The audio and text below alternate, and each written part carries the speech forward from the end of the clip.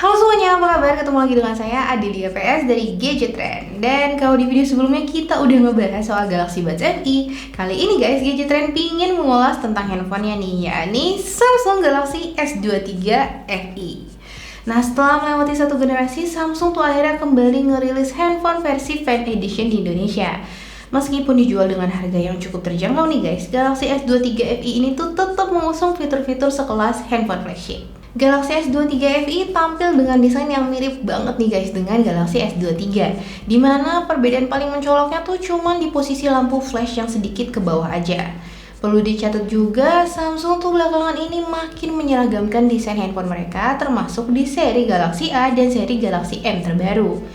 Bagian sisi handphone ini tuh terlihat sedikit melengkung, yang mana sepertinya didesain biar kerasa lebih nyaman di tangan. Tapi sayangnya pada bagian perbatasan antara sisi handphone dengan layar dan kaca belakangnya tuh jadi mendadak datar.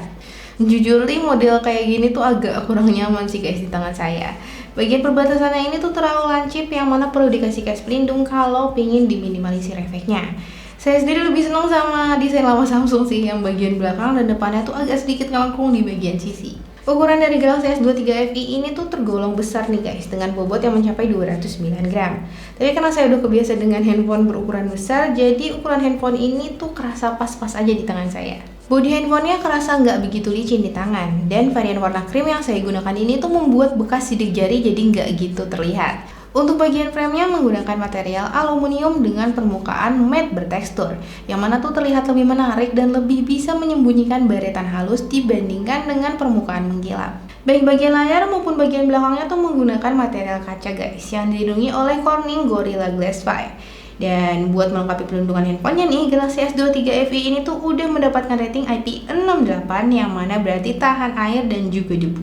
Di bagian belakang Galaxy S23 FE terdapat 3 lensa kamera yang menonjol cukup kentara. Masing-masing tonjolannya tuh sedikit lebih menjulang ke atas dibandingkan kaca lensanya, biar melindungi kaca tersebut dari baretan. Pada bagian atas handphone terdapat slot kartu SIM ganda tanpa dukungan kartu microSD nih guys, sehingga penyimpanan handphonenya tuh terbatas dari yang disediain aja. Untuk bagian bawahnya terdapat port USB Type-C dan juga lubang speaker stereo. Di sektor layar, Galaxy S23 FE mengusung panel Dynamic AMOLED 2X berukuran 6,4 inci dengan resolusi 1080x2340 pixel. Tampilan layarnya tuh memanjakan mata nih guys, dengan warna yang memukau dan cerah bahkan di bawah terik matahari.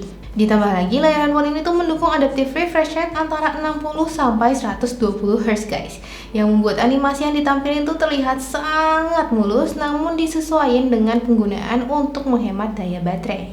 Layar Galaxy S23 FE ini tuh punya bentuk yang datar di keseluruhan areanya nih guys, sehingga bakal lebih gampang kalau mau dipasangin pelindung layar tambahan dibanding yang layarnya tuh agak melengkung.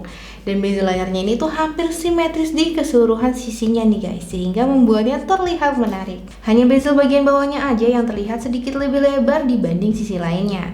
Pas saya ukur, bedanya tuh hampir 1,5 mm, yang mana nggak begitu besar sih. Pada bagian tengah atas layar terdapat lubang kamera depan yang agak sedikit reflektif. Tapi untungnya ini tuh nggak sereflektif Galaxy FE generasi sebelumnya, yang mana agak mengganggu.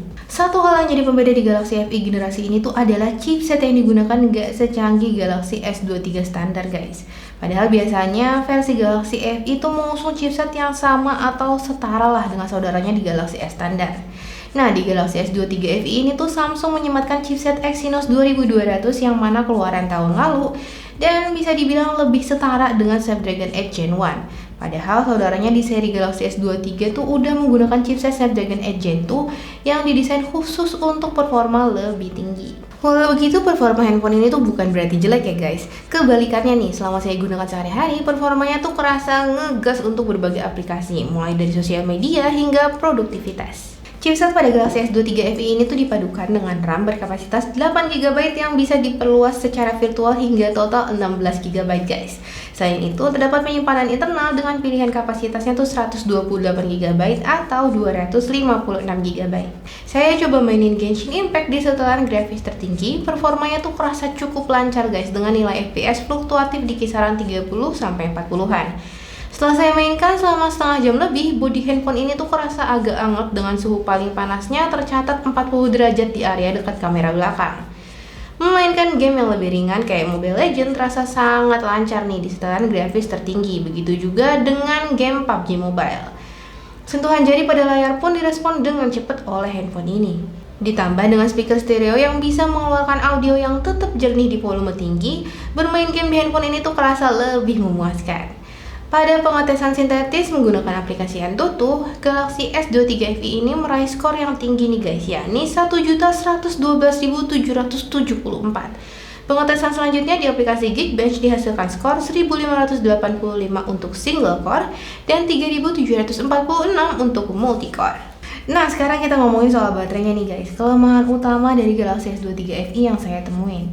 Walaupun dia ini tuh mengusung baterai berkapasitas 4500 mAh, sayangnya Galaxy S23 FE ini tuh tergolong agak boros nih guys. Dimana saya bisa dapat screen on time sekitar 3 jam 30 menit dari baterai 100% ke 10%. Nah, biasanya sih untuk penggunaan yang sama ya di handphone lain dengan kapasitas baterai tersebut tuh saya bisa dapat screen on time di atas 4 jam.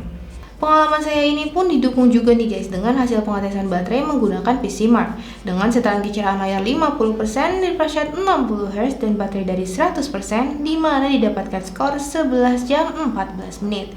Tes yang sama namun di adaptive refresh rate hasil skornya tuh lebih rendah lagi, yakni 9 jam 55 menit. Ditambah lagi di masa handphone semakin cepat pengisian daya baterainya, Samsung tuh masih berpegang teguh dengan teknologi pengisian daya 25 watt dan nggak disediain charger bawaan juga. Diperlukan waktu tuh sekitar 1 jam 6 menit untuk isi daya baterai Galaxy S23 FE ini dari level 10% ke 100% menggunakan charger Samsung yang saya punya. Tapi ada satu poin positif juga nih guys dari Galaxy S23 FE ini terkait baterai, yakni handphone ini tuh mendukung pengisian daya nirkabel dengan teknologi fast wireless charging 2.0. Walaupun ini gak se-efisien mengisi daya menggunakan kabel, tapi tentunya fitur ini patut disambut baik.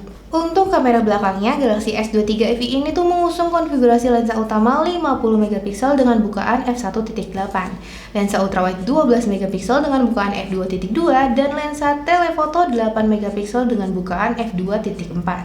Sedangkan untuk kamera depannya mengusung lensa 10MP dengan bukaan f2.4. Hasil jepretan lensa kamera utamanya tuh terlihat oke nih guys, baik di siang maupun malam hari. Namun ketika digunakan buat motret wajah seseorang, saya ngerasa kamera ini tuh terlalu agresif nih guys dalam menajamkan foto, sehingga tekstur kulit wajah tuh jadi terlihat terlalu kasar dibanding aslinya.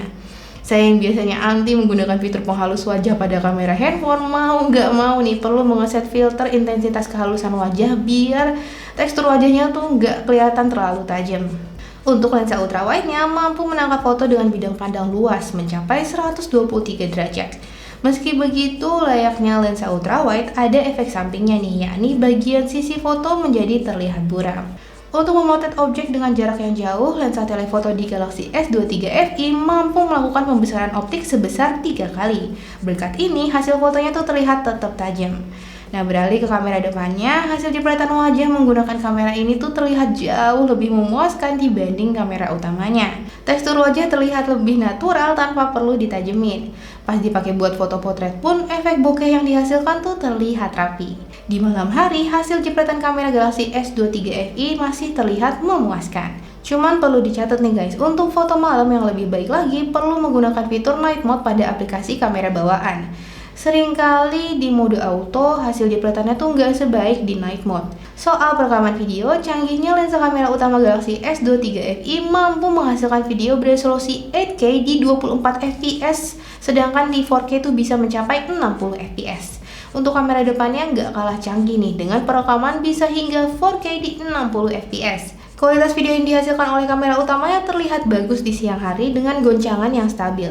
Begitu juga di malam hari walau noise bermunculan. Untuk kamera depannya di kondisi remang-remang terlihat penurunan kualitas yang cukup signifikan. Nggak aneh sih ya, karena umumnya kamera depan handphone lemah di kondisi temaram.